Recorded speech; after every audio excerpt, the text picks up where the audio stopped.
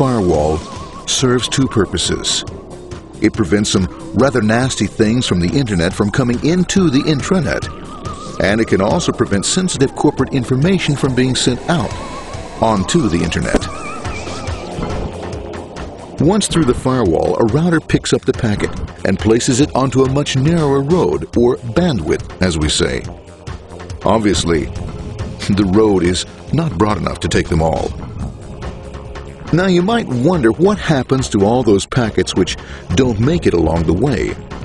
Well, when Mr. IP doesn't receive an acknowledgement that a packet has been received in due time, he simply sends a replacement packet. We are now ready to enter the world of the Internet. A spider web of interconnected networks which span our entire globe. Here, routers and switches establish links between networks. Now, the net is an entirely different environment than you'll find within the protected walls of your LAN. Out here, it's the Wild West. Plenty of space, plenty of opportunities, plenty of things to explore and places to go. Thanks to very little control and regulation, new ideas find fertile soil to push the envelope of their possibilities. But because of this freedom, certain dangers also lurk. You'll never know when you'll meet the dreaded ping of death. A special version of a normal request ping, which some idiot thought up to mess up unsuspecting hosts. The paths our packets take may be via satellite, telephone lines, wireless, or even transoceanic cable. They don't always take the fastest or shortest routes possible, but they will get there. Eventually.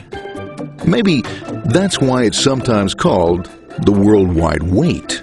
But when everything is working smoothly, you can circumvent the globe 5 times over at the drop of a hat. Literally. And all for the cost of a local call or less.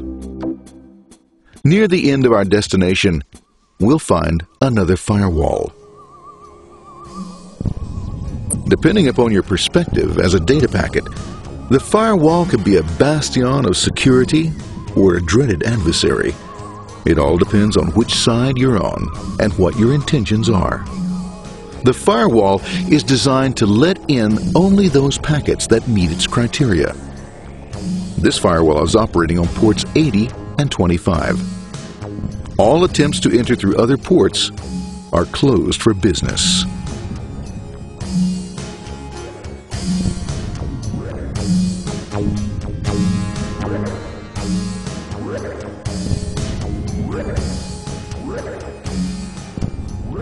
Port 25 is used for mail packets, while Port 80 is the entrance for packets from the Internet to the web server. Inside the firewall, packets are screened more thoroughly. Some packets make it easily through customs, while others look just a bit dubious.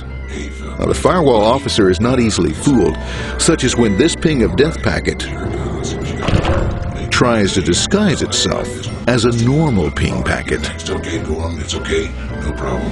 Have a nice day. Be out of here. Bye. For those packets lucky enough to make it this far, the journey is almost over. It's just a line up on the interface to be taken up into the web server. Nowadays, a web server can run on many things, from a mainframe to a webcam to the computer on your desk. Or why not your refrigerator? With a proper setup, you can find out if you have the makings for chicken cacciatore or if you have to go shopping. Remember, this is the dawn of the net. Almost anything's possible. One by one, the packets are received, opened, and unpacked. The information they contain, that is, your request for information, is sent on to the web server application.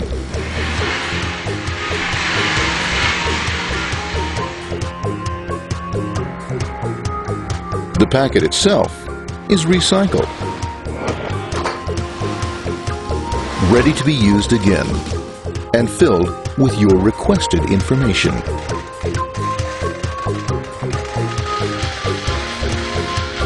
addressed, and sent out on its way back to you. Back past the firewall, routers, and on through to the Internet. Back through your corporate firewall.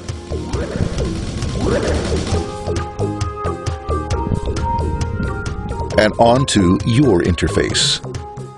Ready to supply your web browser with the information you requested. That is, this film.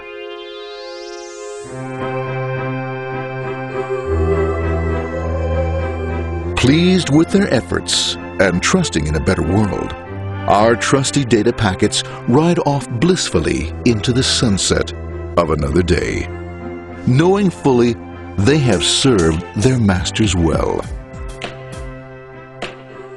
Now, isn't that a happy ending?